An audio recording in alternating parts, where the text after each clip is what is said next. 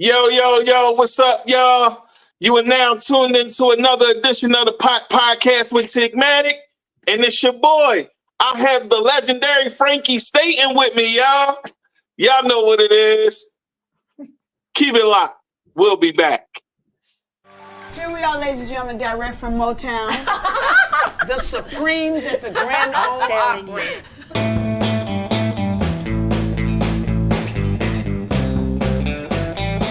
My name is Frankie Staton, and this is my Opry debut. Hi. Hello. Are you excited? I'm excited and scared. That's what makes you so nervous to think about the historical part of the Opry. That's right. That's who stood in that circle. Hank Sr. Hank, my main man. Tammy Wynette, Loretta, Dolly, the pillars of country music.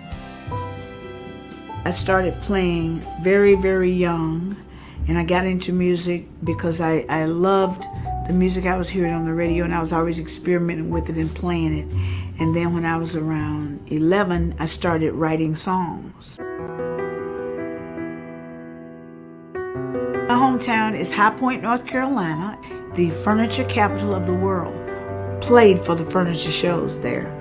And, was, as my son said, introduced to a global audience when I was probably 21 years old. So I was used to people from everywhere playing for them and, taking requests. And they said, if you really wrote that song, you need to leave here and go to where somebody can hear your music. So that's why I came to Nashville. Oh, my God. Oh.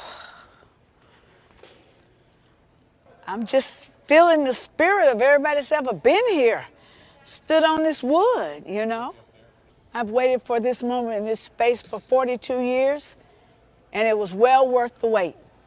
A lot of the challenges that I face as a black woman attempting to do country music, everybody thought I was nuts.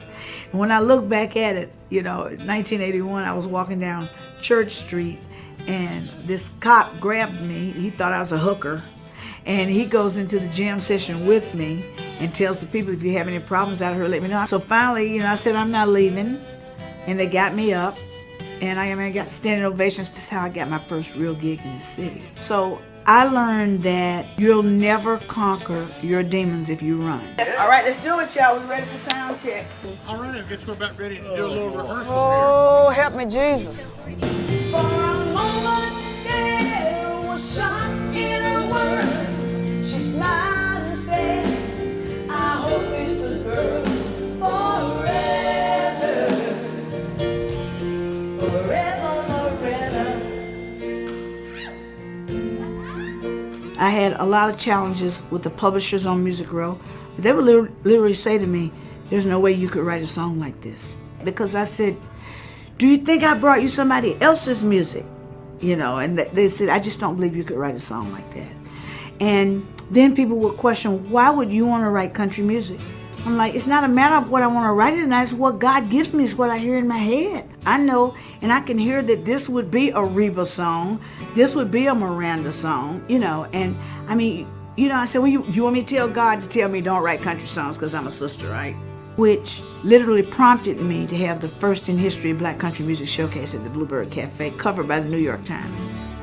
I think it's a little extra special when someone gets to step in that historic circle for the very first time, and you're all going to be a part of that tonight. Will you welcome Frankie Staton? I was so inspired by a lady named Loretta Lynn to come to Nashville. I have been so blessed to play right next door at the Gaylord Opryland Resort and Convention Center. As fate would have it, I was playing the morning that she passed, and a lady just ran by the piano screaming and crying, and I said, what happened? So she said, Loretta Lynn just died, and I said, oh no. And she said, you don't understand what she meant to me. I thought, you didn't understand what she meant to a little girl in the ghetto in North Carolina many years ago to inspire me to leave. And I said, ma'am, I think I do know what she meant to you. Dedicated to her and to the memory of the one and only coal miner's daughter, Miss Loretta Lynn. Light it up for Loretta, light it up! Her dad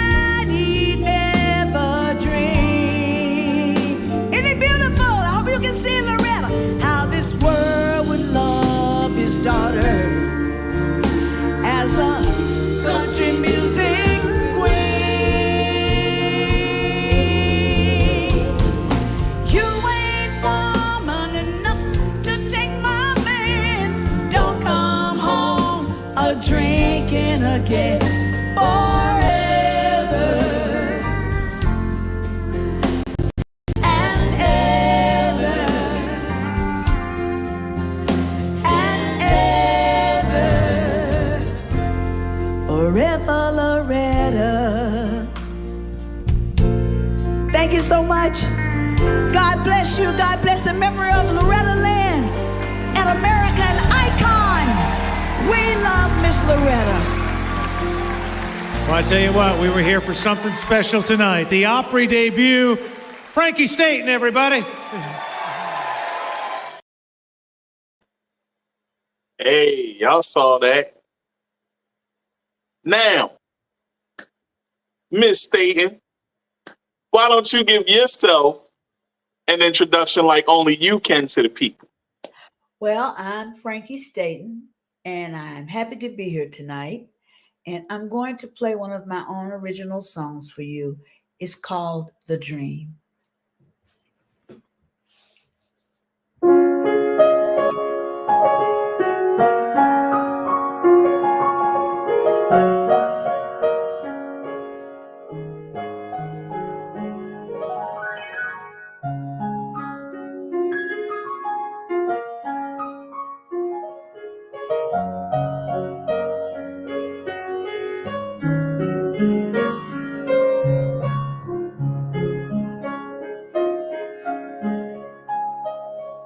Where did you go?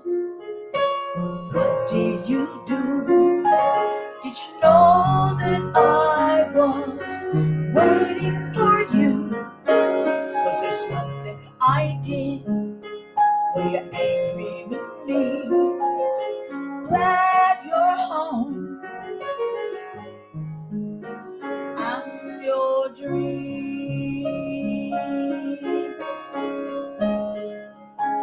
I will never leave you. I will never die. I will walk with you all the days of your life. Did you have a good time? Make new friends. I was hoping your trip quickly came to an end. I wondered if you forgot me. I miss you so much. I'm your dream. There's no way I would hurt you. You're the air I breathe. I will never desert you. For without you, there's no me.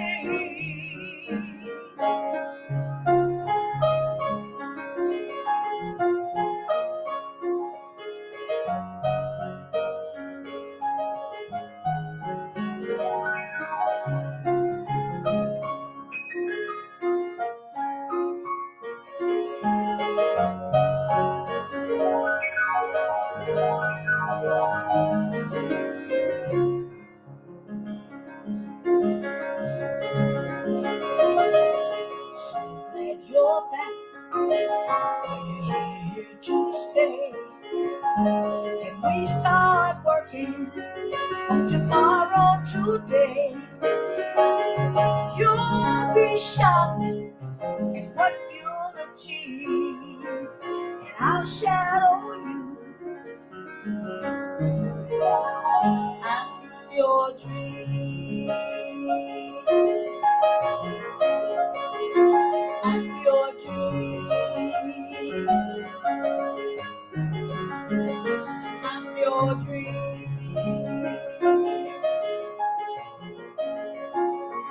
I'm your dream.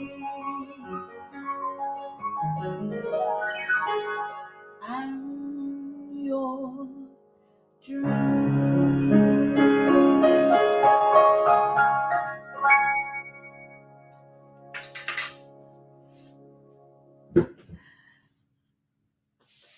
Hey, I loved it. I loved it.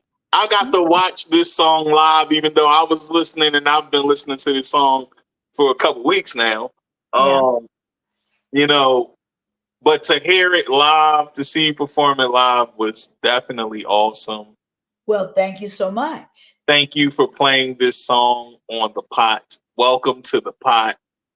I want to say I am honored to have you here. Kingdom Assigned says, absolutely beautiful. Well, thank you. Thank you so much. And I want to inspire this person, never give your dream up. Yeah, she can sing too. She's a singer as well, gospel singer. Don't kill your dreams. Don't. Yeah. Yeah, that's awesome. So, Miss Staton, tell the people where you're from. I am from High Point, North Carolina, right in the Piedmont Triad, the furniture capital of the world. The furniture capital of the world. Absolutely. Okay. So tell the people how you got started in music. Before you do that, I want to read a little bit. Just before we, for those that don't get to read the bios and people that don't like to read bios and things like that, I'm going to read a little bit of your bio. Okay. From a young age, Frankie Staton woke up singing songs she heard in her dreams. It was between 1977 and 1981 when Staton began to nurture this innate passion for music as a singer and pianist at the High Point Market, the world's largest home furnishings trade show, which attracted 70,000 to 80,000 attendees from over 100 countries, giving Staton exposure to a global audience during her first 5 years as a musician.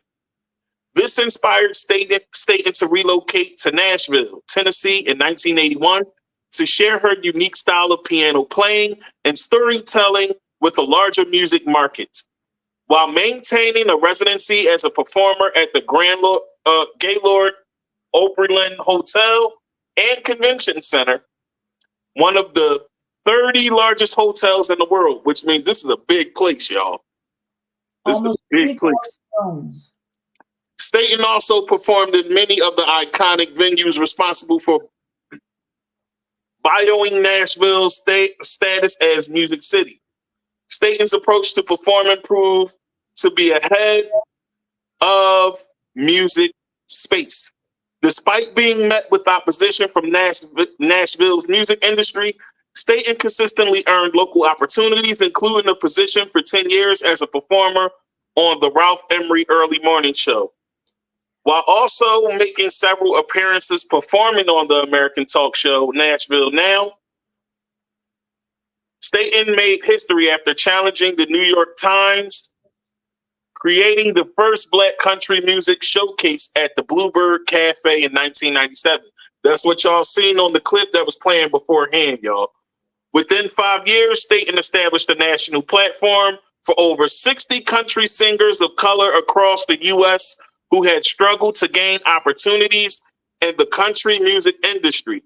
On February 7th, 2023, Staton recognized the underrepresented country artists of color of her generation whose dreams never materialized during her debut performance on the Grand Ole Opry. Staton's slot in the Country Music Hall of Fame and Museum's exhibit series, American Currents, The State of the Music, Unbroken Circle is a testament to Staton's strides to help country artists of color. These strides canonized Staton and 90s Nashville local music scene, sparking a national conversation. So, folks, I want y'all to understand that we are graced with the legend today, someone who has fought for people of color to be able to sing in country music, so much so that even the Queen Bee herself, Beyonce, has mentioned her. And I want y'all to understand the gravity of the situation of this talented young lady we have here. You know what I'm saying? She is a great, and she fights for our people. So, how are you today? I am fine. I'm doing well. I'm glad that you're here. You know, we've been talking for quite a while, so it's very great to have you on the show, and I'm honored. So before we get into it, why don't you tell the people now? You can tell the people, how you got into music and writing music and playing the piano. I was always intrigued with the piano that was at my aunt's house, my father's sister, at her house, and we called it out in the country. It was in a little place called Friendship, North Carolina, on the outskirts of Greensboro. And she had a piano. And when I would go spend time with my family out there, I was always in this room playing this piano, banging on this piano. And then I was probably about 4 or 5, and I just played a song. And she said, "How did you do that?" And I said, "I don't know." From there, I just was always playing the piano. So she gave it to me. And I didn't realize I was playing by ear. And they put me in piano lessons, which was useless. And so I just continued to play and got in the band in school. And I was just intrigued with every kind of music you could think of. I was always listening to music. And so when I graduated high school, I actually had been a server at the Holiday Inn, and I got to play there. I remember I made $15 a night plus tips, and my first tip was a $50 bill. But then I was working like 3 jobs, and I was a dishwasher. Everybody works the market part-time when it's in town. You just do fill in whatever jobs are needed. And so I was a dishwasher. That's what they needed. I went there and washed dishes. So what was it like back then? You know, this was around what year? This was in the late 70s, in the 70s, 76, 77, 78.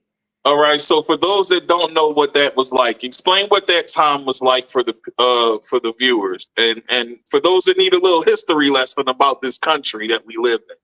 Well, being that the market was the industry of our hometown of High Point, everybody worked it. I was, like I said, a dishwasher. I had been in the first generation of students to be bused into Central High School, High Point Central High School. I wanted to go to William Penn, which was the black school with the killer marching band, but they closed. And so I went on to High Point Central and sparked a conversation there because I was the first person in the state of North Carolina to wear pants to school and refuse to take them off. And so I 70, I said, I don't like the mini skirts. I want to wear pants to school. It's cold. And so I did it. And boy, I got in a lot of trouble.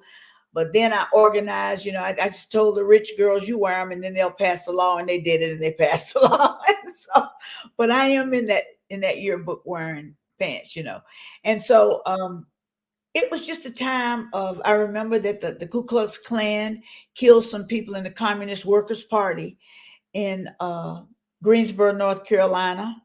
And I just remember the marches.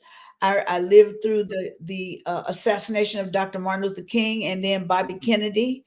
And I remembered it. And, as a child, I remembered separate but equal. I remembered separate bathrooms, separate water fountains. I lived through all of that.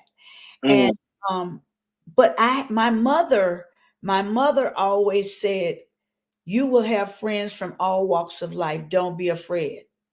And so I told her when I was 12 years old that I was going to play the market. And I think she thought I was crazy.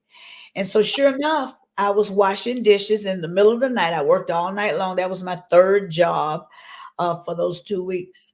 And I told my boss, he said, I'm going to go get your dishwasher some donuts and we'll have coffee. He worked for Dunkin' Donuts. And I said, well, I'll play the piano.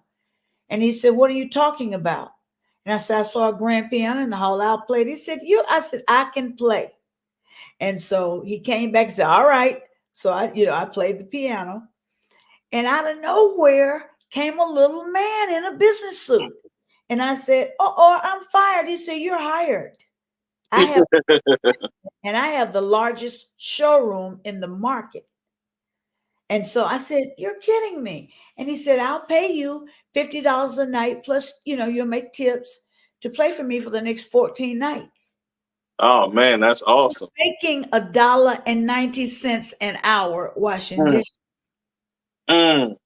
And he said, do you have an evening gown? And one of the dishwashers said, tell him you ain't got one so he'll buy you some. I'm like, I'm not going to do that.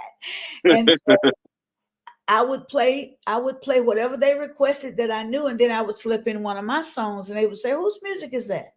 And I said, "That's mine." They said, "You need to leave here, honey. Somebody needs to hear your music." And so I went That's through, right. 3 or 4 years of that, and then I left. That was what sparked me to get out of High Point. Oh man, that's great. That's absolutely great, and it sparked something that was very influential in you, especially to the point where you wanted to fight for others. How did you get into that?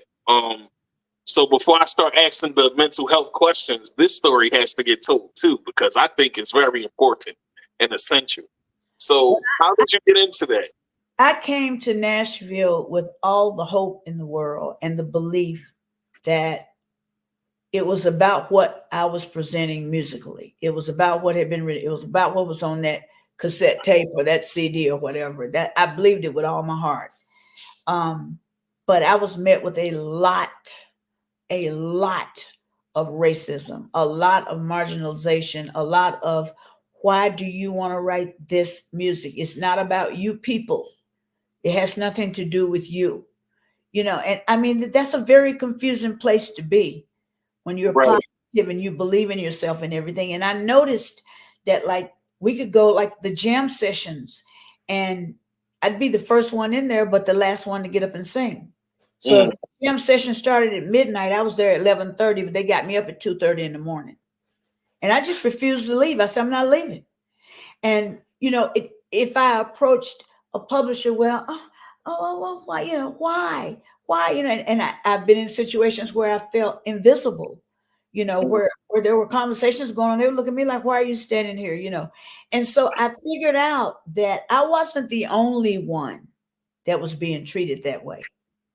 I knew if they were doing it to me, I knew what they were doing to Black men. I couldn't even imagine it. And my aunt sent me a story from the New York News and Record that said, why don't you have more diversity in country music? She said, look what you're up against.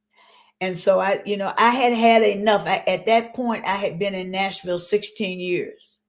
And so I called the New York News and Record and said, I can rebut the story.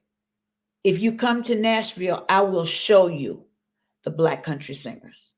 That's right. That's Um, right.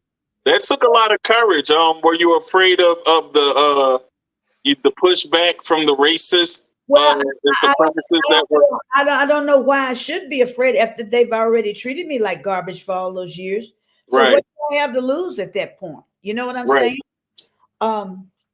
No, I wasn't afraid. And if you would have seen how many submissions I got for that first showcase, it would have been mind-boggling.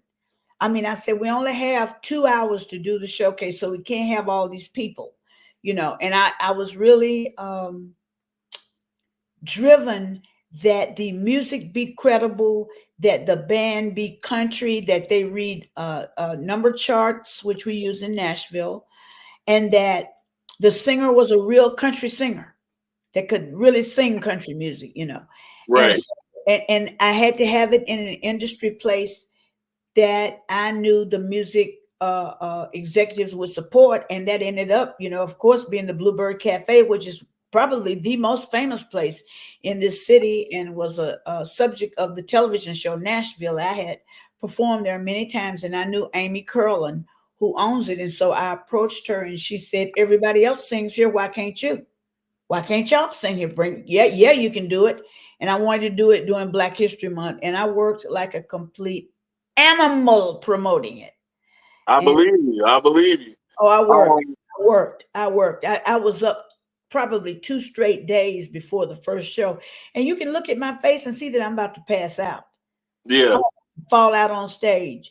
But one thing about it, Amy Curlin looked at me and said, nobody else can come in this place. The fire marshal will shut us down. Mm. And they had to roll the blinds up and let people standing around the windows on the outside see and it was 3 TV stations trying to plug in the board. We were live on the 6 o'clock news. I had 6 o'clock news that morning, and had been at 11 o'clock news on the top of the town at 11 o'clock. So I had been up all day long. be because of this weather out here. It is freezing up a little bit. It might be because of it, but continue. Yeah. So and I wanted to give these singers what I never had. I wanted them to feel like a star. You Right. know, I brought them on stage. Ladies and gentlemen from the great state of Texas, I just bring Miss Tammy Ozine. I would say it like that. Miss A great Valerie. hostess with great energy. Yeah, Right. I just wanted them to feel like a star, like they were somebody, and that they were worthy of the stage and worthy of their talent and their gifts and delivering their music to everybody. And so I was probably like a mother hen. The only thing I lost in the end was I just literally lost my own artistry because I pushed so many people and I was so in awe of the talent myself, and so I'm really technically just coming back to my own music in the last few years. Oh, that's awesome. But within all that, right? Because you've traveled the world, you performed in places all over the world. So my first question that I want to ask you with all that. A few places in the world I've performed. Well, the few places in the world, but you've been to some places outside of the country. I'll say that. Oh yeah. Right? Yeah. So with that being said, my first question to you is, how do you balance your mental health with the demands of the entertainment industry then and now? I think my one saving grace was that I have two children, and that kept me pretty balanced, that I had to work and take care of my kids. I'm a single mother. I had to work and take care of my kids. And I knew where to draw a line in terms of what the industry demanded of me because I was trying to do for my kids. So to a certain degree, I was limited for a while. But I was a live act. I've always been a live act, and that kept me grounded. That kept me focused. It was very demanding at one point because I worked a full-time day job and I had a full-time night gig, and I had to deal with a lot of exhaustion.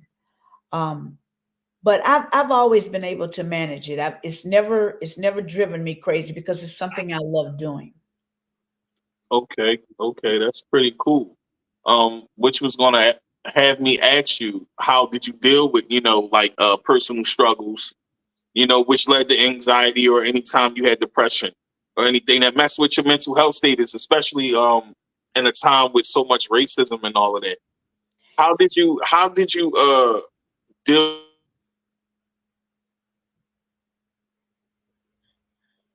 with the struggle for you with that? Well, for as much as I was rejected by labels and publishers, I never was rejected by the people. Right. I cut my teeth in a 3,000 room hotel playing for people from all over the world. And that, for any artist, that is so inspiring and so affirmative that you can reach out and just bathe people in your gifts in your music. So I didn't really have struggles in terms of interacting with people and performing for people. It was the industry. And Right. that could put you on a bummer.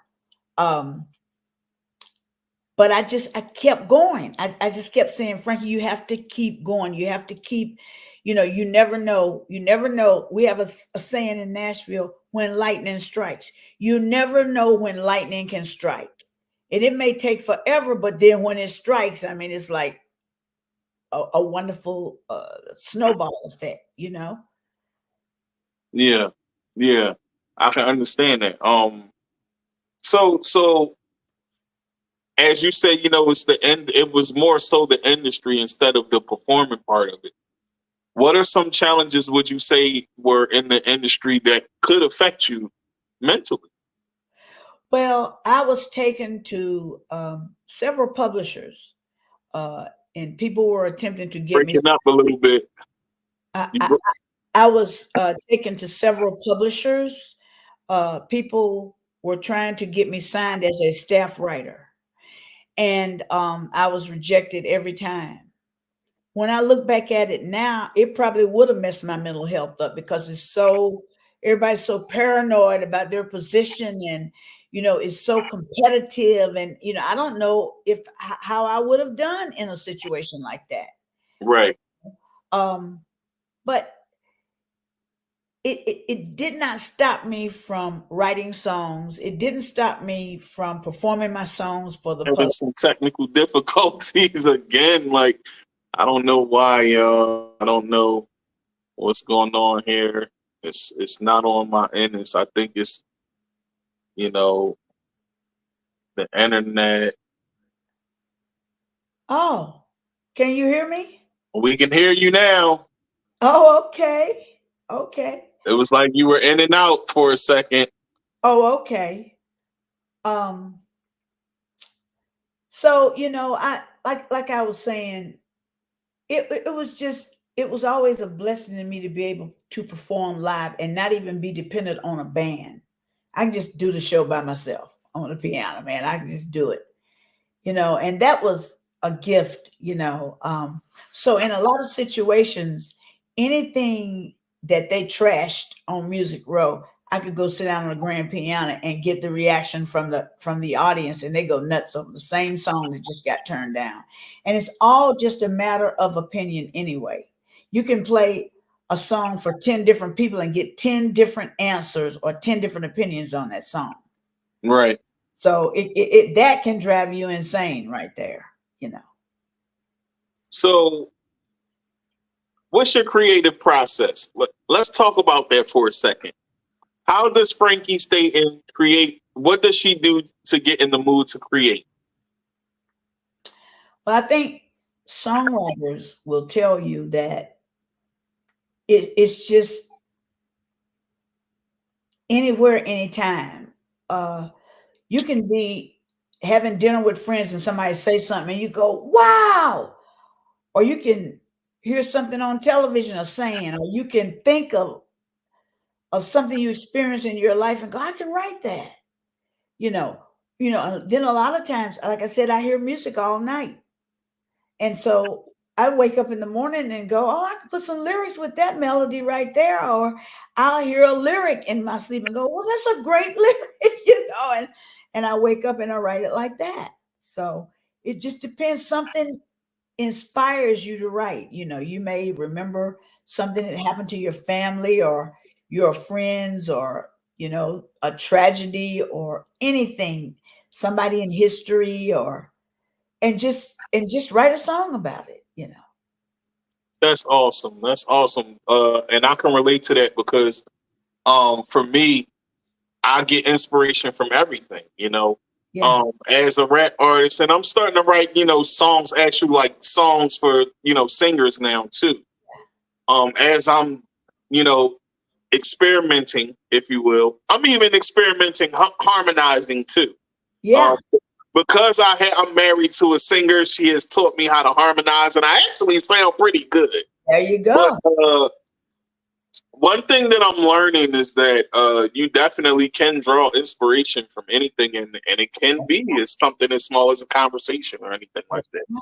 That's right.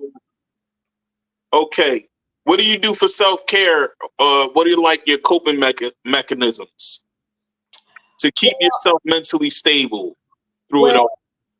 I learned a long time ago to stay away from a lot of people. And you have to have a nucleus of people that are positive in your life, and you're positive in their life, and you know that neither one of you have any hidden agendas, that you just love each other as family. That's right. Me years to find people like that. I went through I went through a lot of people before I found some true friends, and my family supports me 100, 100. My daughter is in Winston-Salem and my son is here. And then I have an older brother, he supports me. I mean, they just all, they tell me not to give up. So I think you have to, the most important thing I can say is to really, really be careful who you're around. And you don't have to share your dreams with anybody. Share them That's with right. God. Share them with God. That's right. Because people are quick to say, "Oh, you ain't never gonna do that. That ain't gonna happen to you," or whatever. So, I agree. I agree. How has talking about your mental health helped your career and personal life? well, I was always a person that mentally believed in positive thinking. I'm a student of Norman Vincent Peale, and I was a huge follower of Dr. Robert Schuller, who built the church, the Crystal Cathedral in California. I met him on Right. because I've got every book he ever wrote. I never Right. seen a like that, And I just believed that I had to think positively, because if I didn't, if you don't think positive, I don't know how you'll get anything done. That's And right. and to when you think positive, you don't know who's going to be attracted to you or what, but it just changes everything. And I stay away from people that are negative. I just can't be around it. It's such a bummer. I just Yeah. can't, you know. And as well, I have called out a lot of people that trash somebody else. And they may be a person that nobody believes in, but I've always stood up for those, for the underdog. I've always backed them. Because I know what it's like, for nobody to believe in you. So I stood up for them, and you can see it on their face when somebody says, "Yes, you can do it. Don't give up." That's right. You know, That's we right. And we I need know to what the, be inspired. say that again. We need to be inspired, and we need to be affirmed. That's right. That's right. And those positive affirmations is like that people need to experience, especially when they're feeling down. And I can personally say myself, I literally went through this with my wife and the Fox. The Fox has told me plenty of times, yo, listen, you got this. Times that I felt unsure, she'd tell me like, yo, you got this. Listen, you got away with yourself. And I'm like, I don't know, man. I don't know. And she's like, look, yo, you got it. So I can clearly relate to that, having a good nucleus of people around you. That nucleus are the people that are really going to help you through everything, and That's you should keep them with you all the time. that's right. So, That's right. without those people that believe in you, life can be hard as an artist. So, I think that's great that you have a positive nucleus. So, how do you handle the pressure under the spotlight? Well, I've come to a conclusion a long time ago that music is not a competition. It's not The Voice. It's not America's Got Talent. Right, Music is the ability to share your gifts, your God-given gifts, with the world. It's like throwing out your feathers and see what comes back. You know what I'm saying? See who's motivated by you, who's inspired by you. Because I don't care who you are, there's always somebody that's going to blow you away. But that's right. the minute they blow you away, somebody's going to blow them away. It never stops. There's always somebody better. I don't care who you are. So I've been around so many people that are hell bent on blowing me away, that I said, I don't want to be like that. Every day in this life, people show us what we don't want to be. And Right, so I don't look at music as I'm gonna outdo you, I'm gonna outplay you, outsing you, outright you.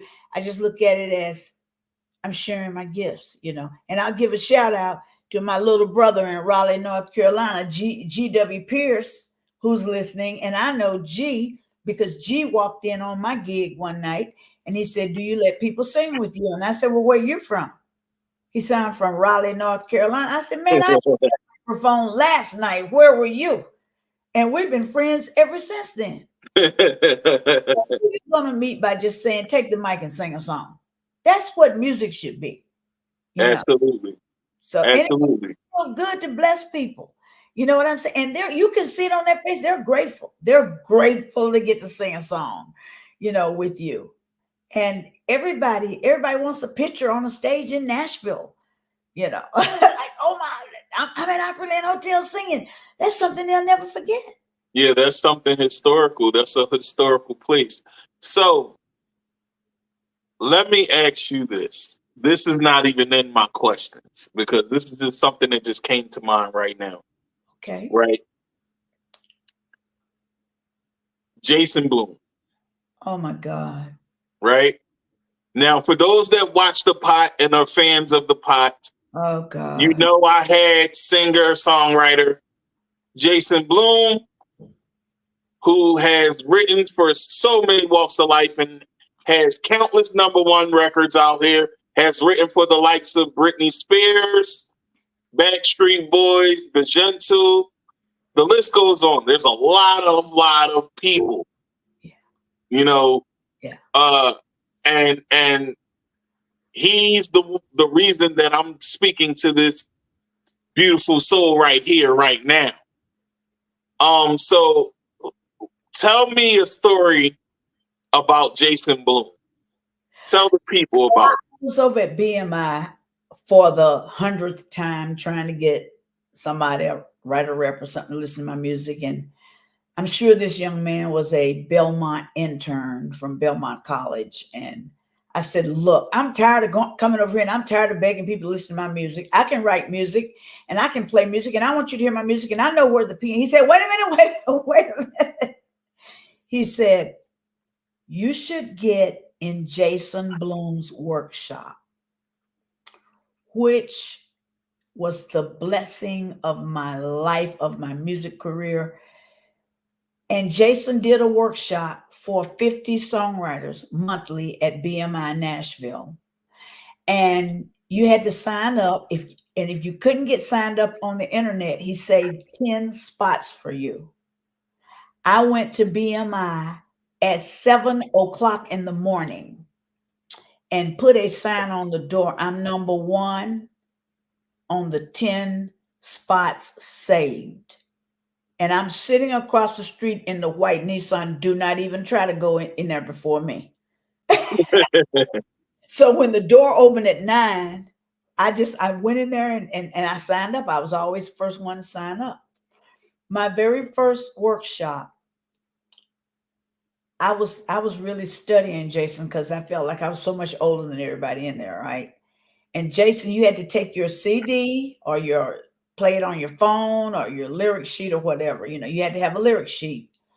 And he was intense. He was reading your lyric sheet while he listened to the song. So he made sure your song made common sense, you know. And so he was like, okay, all right. Go write something I've never heard before. And then he would just like throw the CD. I'm like, okay, all right, I'm not going to make it through here. So if he goes to the bathroom, I'm going to go up there and get my CD and run out. That moment said, who is Frankie Staton? I said, oh no. And I kind of did my hand up just a little bit. He said, raise it high because everybody getting ready to hear it. And that sounds like him too. yes, the name of this song is Somewhere in Anaheim. And I mean, I'm just ready to just shrivel down under the floor, right? And he, you know, I figure, okay, I'll probably get 45 seconds to a minute. And this was a 6-minute jazz song with a piano solo. I didn't do all that to it. Somebody else played the demo. And he listened to the entire thing. And he looked at me, he said, you know, I never heard of you before. He said, but this is an avant-garde jazz standard that will be played 100 years from now. I said, huh? This was in 2010. I've been here since 1981. And he was the first person that thought I had any potential whatsoever. And so, you know, I was just, kind of just staring at him. He said, class, there's only one name on this song. She wrote the lyric and the music. I was just looking at him like he was completely crazy. So now when I go back over there, I'm going to see what he say the next time. Well, the next time he said, this is another standard. You're writing standards, you know, and He didn't realize the song he was critiquing I wrote 40 years ago and sung it at the Apollo 20 years ago. And, you know, I just got so much positive feedback, even on my country music. He said, you know, these songs could be in movies right now, played on jukeboxes and scenes. So he's a true inspiration. He was just really, really positive to me. And one day Jason did something. I won something in his class. I just was sitting in the chair crying because I didn't know for so long. You know, he's a kind guy, and he's awesome. I love talking to him. I haven't talked to him since probably about 2 weeks ago. Was the last time we spoke. This about Jason. It's Jason Blume, songwriter and music teacher. He lives in Kauai, Hawaii. That's right. You can study with Jason online. You should get in his workshops. If you're out there and you are struggling and don't know where to go to get somebody to listen to your music, Jason Blume is the one that will dissect your song. And That's if it's right. tell you, and if you think it is not, currently still having #1 hits out now, folks. I do. So let's be clear on that. Yeah, he's got stuff all over Scandinavia and everything, man. Everywhere, UK or everywhere. He's one of those guys, folks. So here's my next question. He has music business books that you can buy, and he has different CDs and things about how to get your stuff into film, movies, television, you know, sync licensing, and you know, self-publishing, and going to. We spoke on that on the show. Yes. Yeah. You want information, Jason Blume is the place to go. I love right, and he's my go-to guy for information. That is absolutely right. So let me ask you this, Ms. Staton. What are some ways you found peace to stay grounded in the public eye? Well, like I said before, I don't compete. I'm just here to do what my God-given gifts allow me to do, the opportunities that come along that I take advantage of. And I want to tell you what, when you get to that point, that keeps you grounded right there. When you get to a place of peace in this industry, right? What we've seen going on out of California, you know, when you get to that place, it's a wonderful thing. Yeah, you know, it's a wonderful thing. That's awesome. How do you think the music industry or entertainment industry can do better with mental health awareness? Well, I was just in Minnesota at Paisley Park. Right. And I couldn't, you know, I don't know how Prince did it, but what he built up there is astronomical. And I was thinking about his mindset. And I was like, this man was a fighter. He was a genius, you know. But you remember he said he was a slave to the music. He was a slave to the industry and everything. But I'm just truly at peace with it. I stay away from, like I said, the crazy people.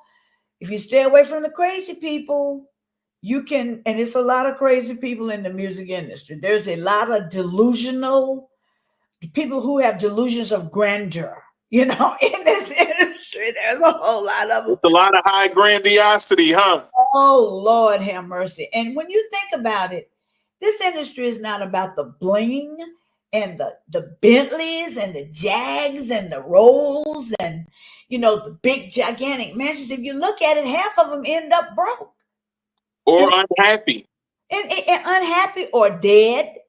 You know, and so many times, I just, you know, I think God just really kept me away from danger in this industry, because there were people that I really wanted to talk to about my music and some other things I wanted to do, and I'm so thankful I didn't talk to them, because every one of them are either in prison, in jail, have left the country so nobody can lock them up, or dead. So I don't want to be around that, you know. I think one of the saddest things is if you're in a position, a decision-making position, and you see real raw talent and you're unwilling to do anything but rip them off. I think that's one of the saddest things. It's literally turned my stomach this whole Diddy situation, it's made me just literally nauseous. So Right. many people have suffered because of that. I don't want to be around anything like that. Right. Well, I think that you know, there has been a time of exposure, a time of a time to reveal things so that the industry can get a switch. Yeah. Right. Yeah. Right now, that's what, you know, I'm kind of like a thorn in the in the room right now, because I intend to create a mental switch for people to bring about mental awareness for the artist, right? Yeah. So tell me a bit about some advocacy work or things that you support. Well, one of the biggest things I support is artists to be paid fairly, and for artists to be able to collect their royalties, and for publishers to keep up with the music and the songs that are in their catalogs. There are a lot of people in Nashville that wrote for publishers, that wrote songs that are in their publishing houses that could be pitched today. And if you go over there and say, well, I want to get this song and I got the number of the song and everything, they can't even find it. That's how vast the catalog and the libraries are. And I think that's really sad, because you just killed a person's hopes and dreams when they can't find their own music in your catalog. It's even worse when they can't get paid from their music getting played all over the world. And the slice of money gets smaller and smaller and smaller. Absolutely, as the years go by. So Yeah. they're getting a bigger check. And, for those that do know, a lot of us artists get pennies on a dollar anyway. So they're getting the bigger bulk anyway. Well, there was a man named, can't think of his name right now. He had a studio over here in East Nashville. He had a song recorded by Elvis Presley. Mm-hmm. And he told me, he said, I was so excited to get an Elvis cut. Well, first of all, he never went on Music Row to pitch his music. He sent a white man. He sent a white man on Music Row with his music and ended up getting an Elvis cut. And he had a Rolling Stones cut, right? But one of the things I've learned about the industry is that when his record came out, it said written by him and Elvis. He and Elvis. So the artists are coming in on even the songwriters and taking a cut of the writing. Taking credit, right, so they can get paid. Right. And so I'm thinking the artist has touring ability, to go worldwide and tour and be in movies and TV and everything else and make all kind of money and sing commercials and do all this stuff. But the writers got that one shot, man. And I just think it's sad that they have to have a piece of the writing. Right. Especially if it's their creation to begin with. So if it's one thing life has taught you, what is that and why? And then after you answer that question, because we have a few minutes left, I'm going to play your song. Okay. Well, life has taught me that you never know when there's a surprise around the corner. You should never give up. You should be kind to everybody. Treat them with respect. Absolutely. You should be proud of who God made you. Absolutely. You may not be Whitney. You may not be Dolly, but be Frankie. Be proud to be Frankie. That's who God made me. I love that answer. And to piggyback off what you said, I think you're legendary. I think it's great that you came on here and shared your story. And I thank you for coming on, for one. Thank you. You got to come on my other show, Stirring the Pot. I'll be on there too. Just call me. Yeah, stirring the pot. We just, we just have a little bit more. We're more relaxed. It's not all mental health based. We just have fun and talk about the music and play music and play videos. Like the next time you on, I'll play a music video and, we'll just sit and enjoy the moment. This was a moment here that was very important for the people. And I thank you for taking the time out to do this. You have no idea how much this means to me. Seriously, like I'm humble. Thank you very much. Best stuff. All right, so we're gonna get into it. This song is When the Train Leaves the Station, right? Yep. Everybody wants to ride. We're gonna play this country hit right here. Keep it locked in, y'all, on the podcast with Tigmatic.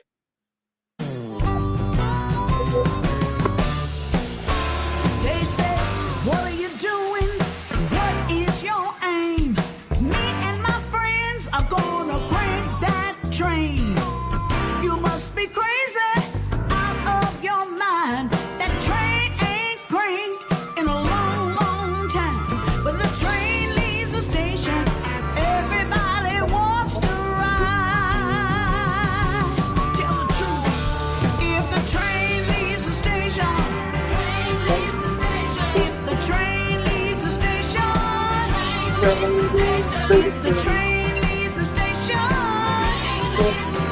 if the train leaves the station, if the train leaves the station, everybody wants to ride. We tried to crank it, couldn't get a sound. Something rolled off the engine and crashed to the ground. Then came a plume of dust, 'cause that old engine was full of rust. But if the train leaves the station, everybody wants to ride.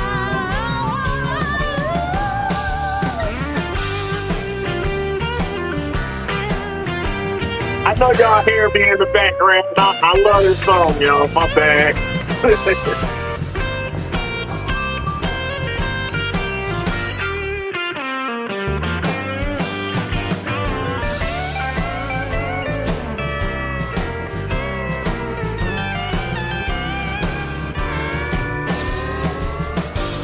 were working in a laughing crowd.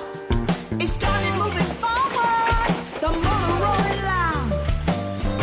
One on top, riding the roof. Two more hung off the back of the booth. When the train leaves the station, everybody wants to ride. Lord have mercy, if the train leaves the station, ask your mama. If the train leaves the station, ask Barack Obama. If the train leaves the station, if the train leaves Y'all heard her ask Barack Obama.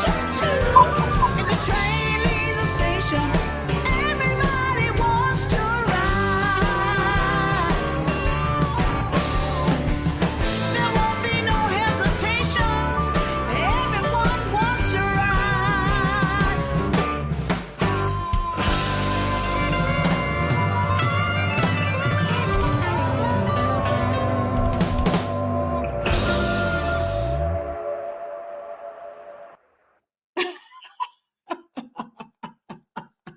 Y'all heard her ask Barack Obama.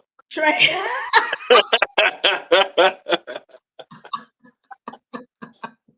Hey, I loved it. That's country. All of it was very country-esque. So for those that, love country music, I listen to everything. And now y'all know that on the pot, we play a little bit of everything. We play country, rock, gospel, rap. That's on my forthcoming EP. I'm working on the last song right now. It's called Finally Frankie. And I'm real excited about it. It's the first time I ever spent time working on my music like I wanted to. G.W. Pierce said everybody going to be riding that new train. SG in Raleigh. Yeah. That's my yeah. Yeah. Kingdom of Science said the train has left the station. Fire emojis. Love it. I love it. Yes, I loved it too. I loved it too. Miss Staton, thank you so much for coming on. Thank God you so bless. much. God bless. And the last thing I want to say to you is continue to be a light and a fighter for the people. Thank you so much. Yeah. This was great to have you on. Do it, man. Somebody got to do. Somebody got to be unselfish. Everybody can't be selfish. That's right. That's right. You still performing at the Opry, right? I play at the Opryland Hotel, and I'm waiting on to get the date on my next appearance on the Grand Ole Opry. Okay, y'all hear it, y'all. So come down there and check her out. Y'all gotta come check her out. Yeah. You know? Yeah, and I hope to tour next year. I'm very excited about the thought of touring. Community changes says rockers up, rockets up. Yeah, They going. yeah.